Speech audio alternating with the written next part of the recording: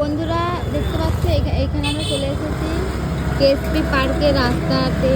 তো এখানে এটা হচ্ছে কেএসপি পার্ক।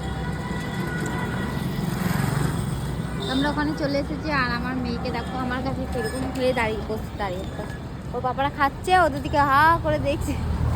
দেখো এখানে চলে এসেছি, এটা হচ্ছে সিএমএস স্কুল, এটা হচ্ছে বাবুরবাগ সিএমএস স্কুল। এই জায়গাটার নাম হচ্ছে বাবুরবাগ। তো এই স্কুলটাকে দেখতে পাচ্ছেন, তো এটা হচ্ছে সিএমএস স্কুল। এই স্কুলে আমার দাদা পড়েছে,